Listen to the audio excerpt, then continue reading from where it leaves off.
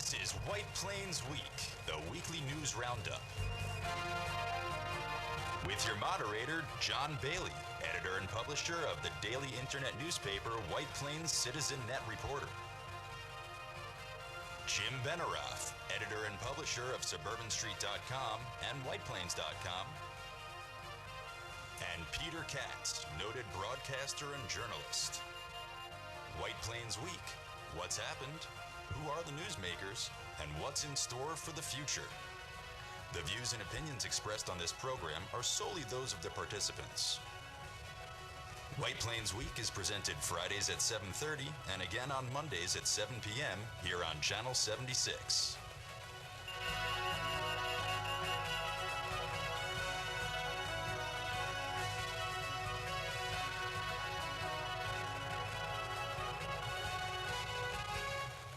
Now, White Plains Week. Good evening, Mr. and Mrs. White Plains and Westchester, and all of you fund givers out there. We know who you are. Place your bets now. John Bailey here, White Plains Week, the City News Roundup show, and with, of course, Peter Katz, the anchor for all seasons on my right, and Jim Benerofe, the senior correspondent for many years. Jim, headlines, please. Okay, and here are the headline stories for the week of January the 29th. Common Council puts French-American School of New York special permit and site plan resolution on Monday evening agenda at this time. First major snowfall of the winter is handled very efficiently by the White Plains Department of Public Works by new Commissioner Hope and the Hope team. Rest of region reels. Hillary Clinton comes to White Plains for private fundraiser. City sales tax receipts in December, the holiday season, the worst numbers since 2009. City set to approve gentrification of 121 Westmoreland Avenue and rebuild of White Plains Pavilion, and valet cutouts and and escalators coming to City Center. 4 hospitalized after being found suffering from drug overdose on Court Street. Not much else is known about that one. Now, let's go immediately to the White Plains Week newsreel, and of course, that is the star of the news this week. That is the former Ridgeway Country Club, and it's coming to a vote on Monday. Well, as we know, Judge Leibowitz ordered the council to vote up or down on the special use permit, site plan approval, all of that stuff, not just on the closing of Hathaway Lane, which is what they had done previously. And so now it appears on the agenda for the regularly stated February 1st meeting. Yes, now, it's coming up. If you're watching this show after February 1st, then they have done something. Yes, or well, we're speculating about what are they going to do? What do you think they're going to do? I think they're going to have to vote on this.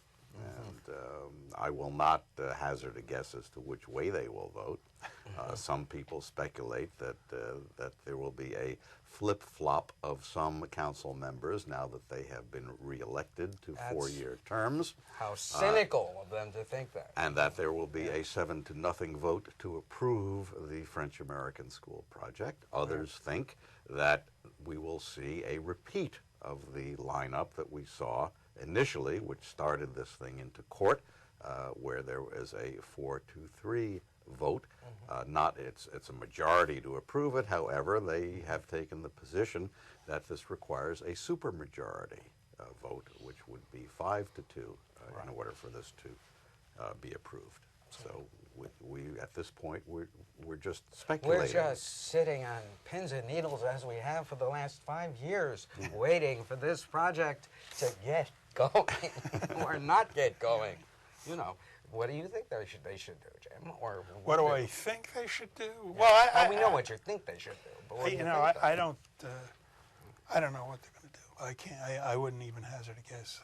I think there's so many things that could happen. I don't know. But Well, let's hope they know. Right? Yeah.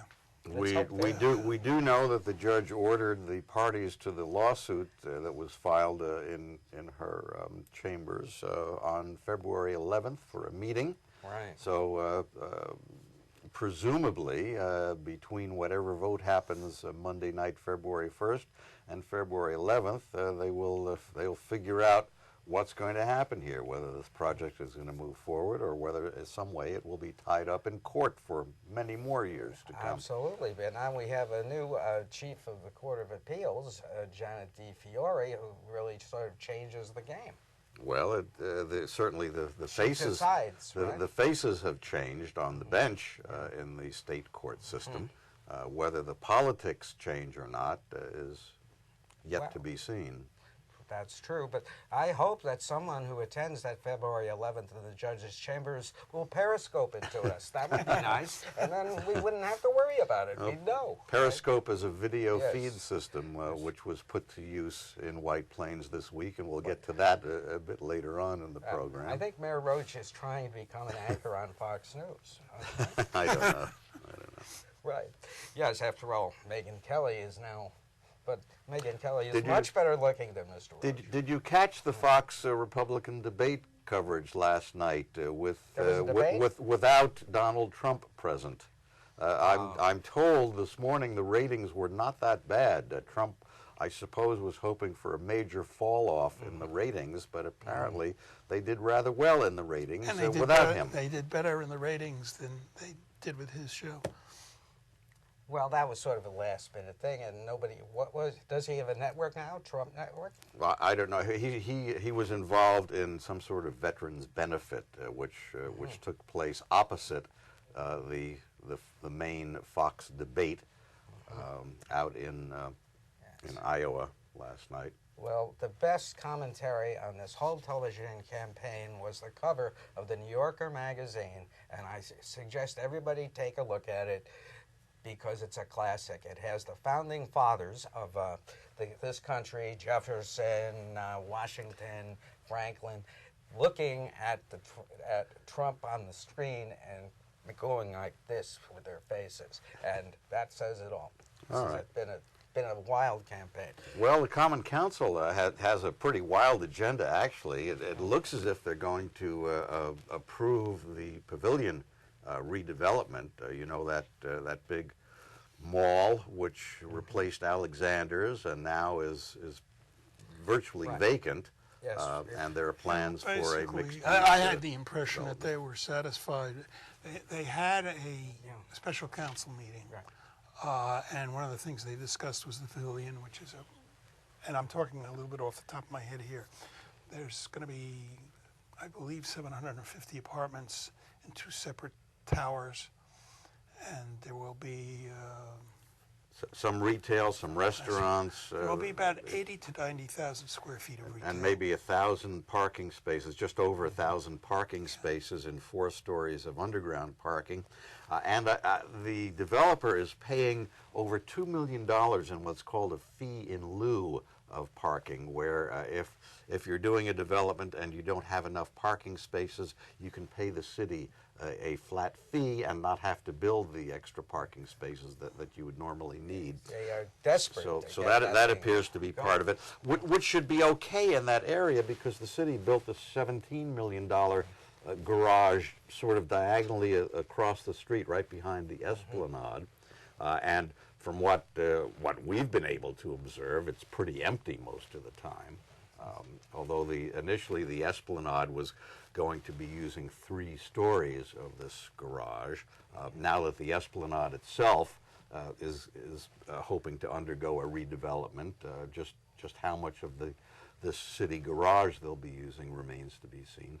But nonetheless, there should be enough parking spaces in the area to accommodate whatever goes in at the pavilion. If not, they'll build more, right?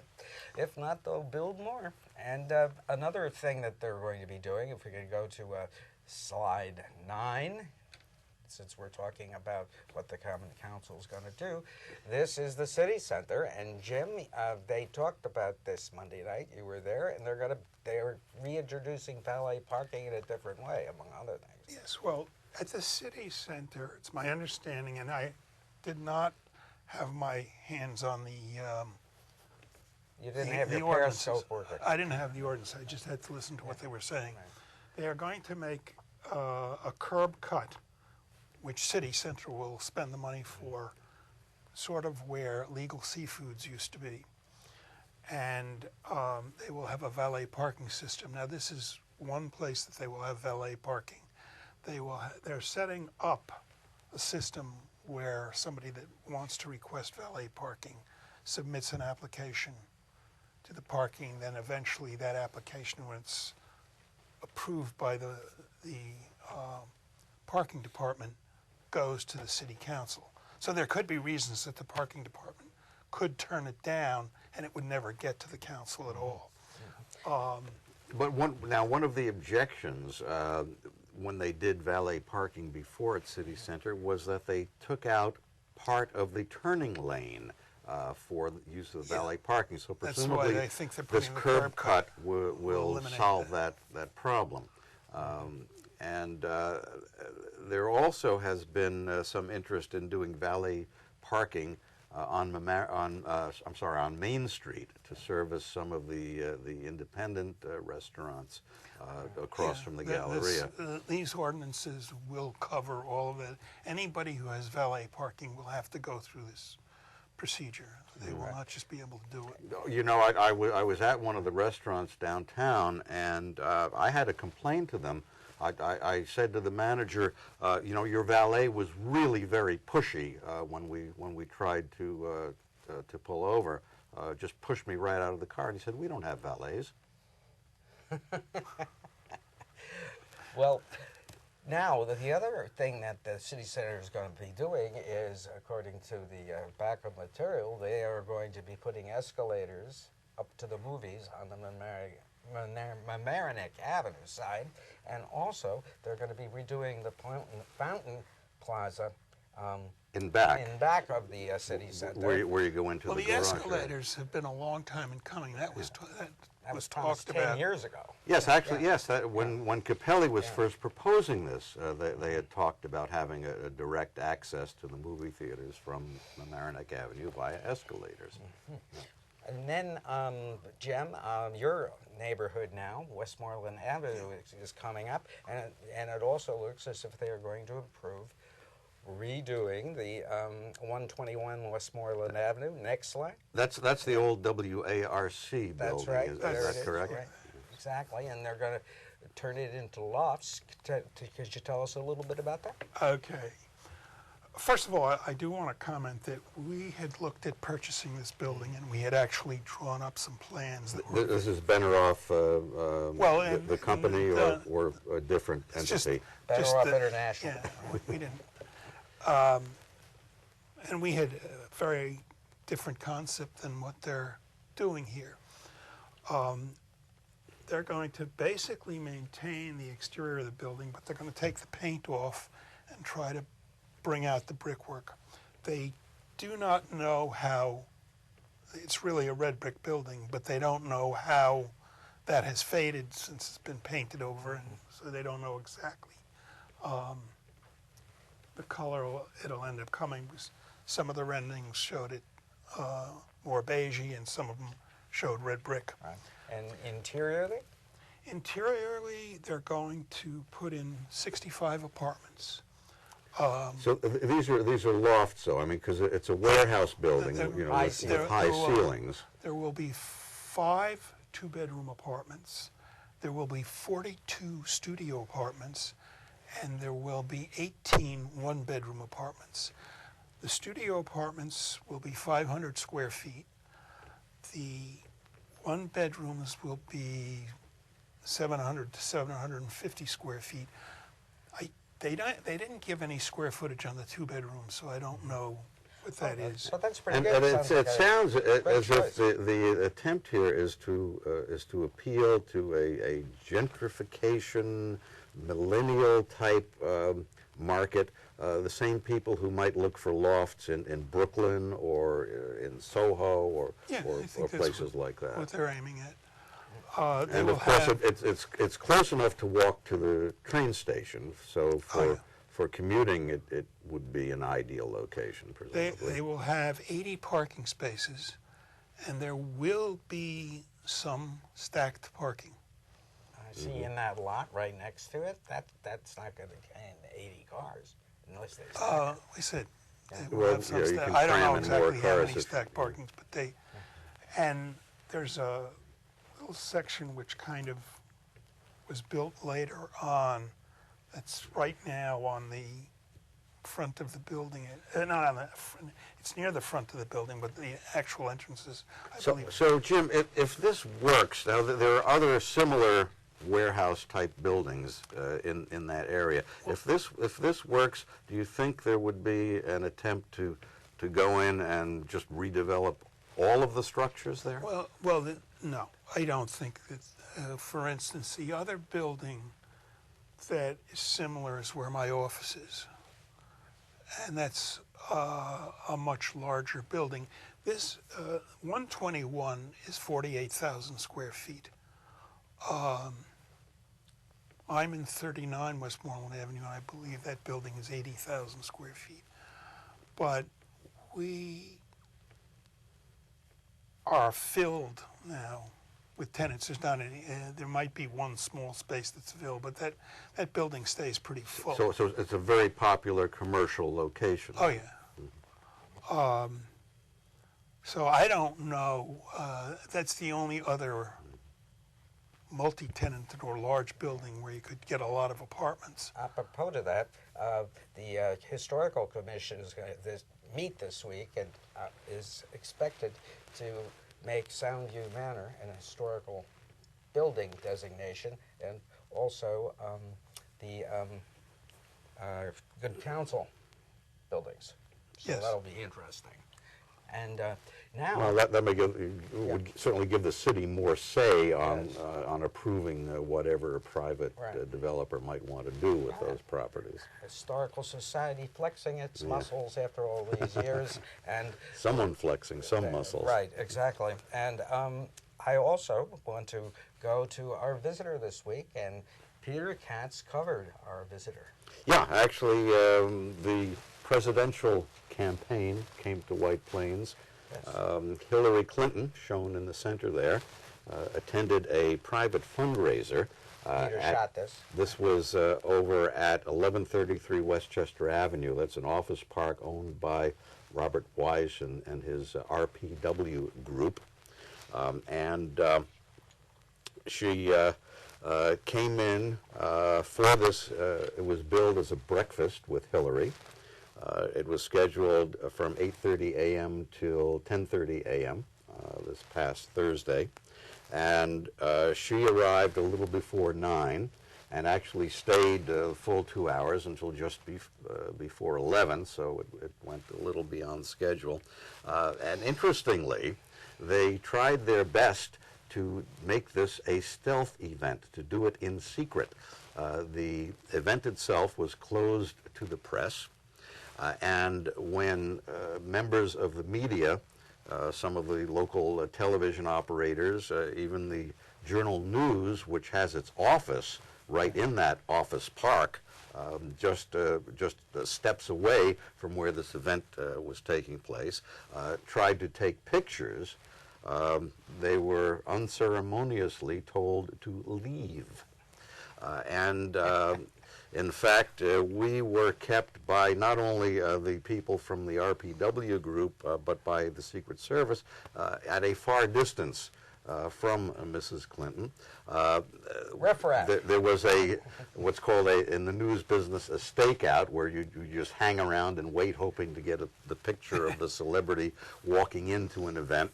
So the people were staked out in front of the building, and so they brought her motorcade around to the back and snuck her in the side entrance. As if we didn't know who was coming, you know. The Journal News, having their office right there, had lots of reporters and photographers available, so they were staked out all over the place. Hung from the windows, right? So there were pictures of her arriving and being greeted by Robert Wise. He went out to greet her. Congresswoman Nita Lowey was also instrumental in promoting this event. The group that ran it is called Westchester for Hillary. Tickets, if you wanted to buy them, were $250 to $2,700. And you had an opportunity to spend some time with Hillary if you spent more for the higher priced tickets. They had turned the atrium of the building, 1133, into a breakfast area. They set up tables. They had food service available. They set up a stage with a lectern for her to speak at. This photograph was put up on Twitter by a budding newsman, by Mayor Tom Roach, yes. who we have to thank for this, and by virtue of his posting it, he has made this a public image, if I understand the way those things work. We'd like to make Tom Roach an offer as part of the WPCNR Instant News staff. Now How about that, man? the interesting thing was that since the news media were kept out of this, we managed to find out exactly what was going on anyway, because a certain elected official used one of the Internet's modern electronic devices, a feed which allows you to stream live video using your cell phone. And so someone had taken out his cell phone and set this up and was broadcasting Hillary's speech at this closed event to anyone who knew that there was a feed available and could tap into it on their cell phones.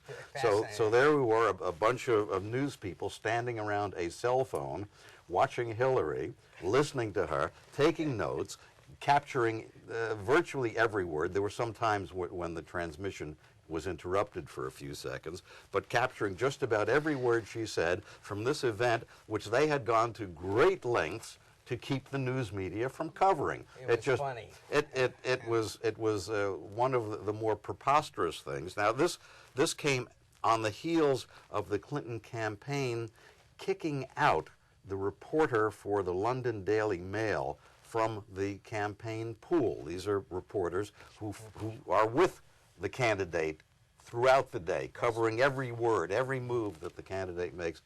So the Clinton campaign has been trying to control the coverage. We certainly saw this yesterday. Now, it may have been not only the Clinton campaign that wanted to keep the media away, but also the contributors may have wanted to preserve their privacy by not being photographed, although, as we just saw, there were photographs taken and made public. Was Elliot Engel there? I didn't see Elliot Engel, but I did see Mike Kaplowitz, chairman of the County Board of Legislators, Noam Branson, the mayor of New Rochelle, was prominent. David Buchwald, the state assemblyman, was there. Andrea Stewart Cousins was actually up on the stage getting a big hug from Hillary Clinton. Hillaryettes. And of course, Mayor Tom Roach. Absolutely. And so Robert Wise got the opportunity to be up on the stage with Hillary. He introduced Nita Lowey, the congresswoman, who then introduced Mrs. Clinton, and she spoke for I guess it was about an hour. It was pretty much off the cuff. She covered just about every subject imaginable, from her usual general from Donald Trump to her being so thankful for having cell phone cameras and internet access and the ability to Skype and so forth. Which the news media spin. Well, not only that, but give in this context, it gave her the opportunity to be campaigning and yet still stay in touch with Chelsea and her new granddaughter. Isn't that touching? And you have some short video of Yeah, again, we were kept pretty far back, so this is not the greatest video in the world, but there we see her walking out, getting into the vehicles. Her motorcade consisted of 3 vehicles, 2 of them with Maryland license plates, which I found interesting, and that sort of told me that the Secret Service brought up their heavy-duty candidate protection armor from the Washington area, and so the opportunity to see her was fairly limited if you were in the news media. In the aura, but Yeah. on the outside of the aura. And now we want a little dose of reality, and that is the shocker of the week.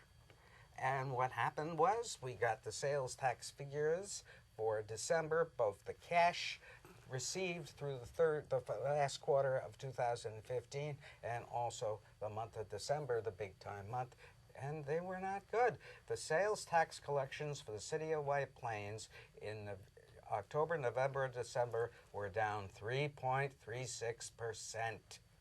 Not good. However, in December, the receipts that they have accounted for so far down 16%. This is the lowest since 2009. 4,200,000 in December was just below 4 million, 4.2. You know, and John, we had 5.1 million last December. we had an impression as we were in the malls during the Christmas shopping season that things were not quite as lively as we had seen before. And somehow I think that viewpoint has been vindicated by the sales tax figures. This is really shocking because the last time it was as low as 4.1 was 7 years ago. Now, it seems to me that on a national basis, the only way you're going to get around this is when all the states or maybe the federal government impose sales tax collection and sales tax sharing, where if you buy something from Amazon, you're going to have to pay New York State sales tax. You do now, supposedly. Some operators do not collect state sales tax. But I think you're going to see great pressure for that to happen universally so that there's no escaping sales tax just by buying something online.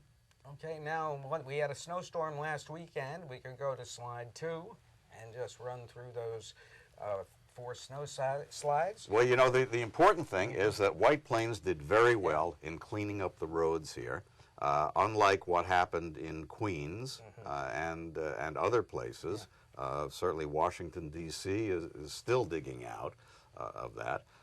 And I think we all can be proud of the way the city did this. About 14 inches, but other areas, like down in the South Shore, New Row, got a lot more, about 20, 25. We were right in the right band. But what a great job by the White Plains boys in those yellow slickers. I thought that this was one of the best cleanup jobs I've ever seen after a snowstorm. One thing that made the real difference was that they tackled the storm while it was in progress.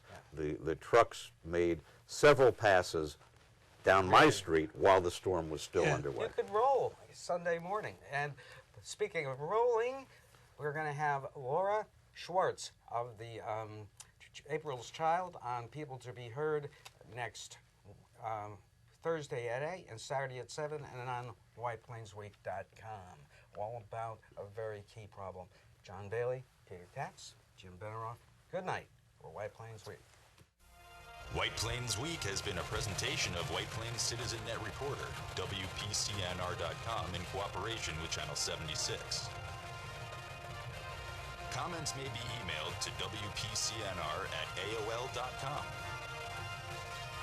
The copyrighted print White Plains Cityscape by Leonard Weber is used courtesy of the White Plains Presbyterian Church. For information on its availability, you may contact the church at 761-8585. The views and opinions expressed on the preceding program were solely those of the participants. White Plains Week is presented Fridays at 7:30 and again on Mondays at 7 p.m. here on Channel 76. For White Plains Week, this is Seth Benerofe speaking.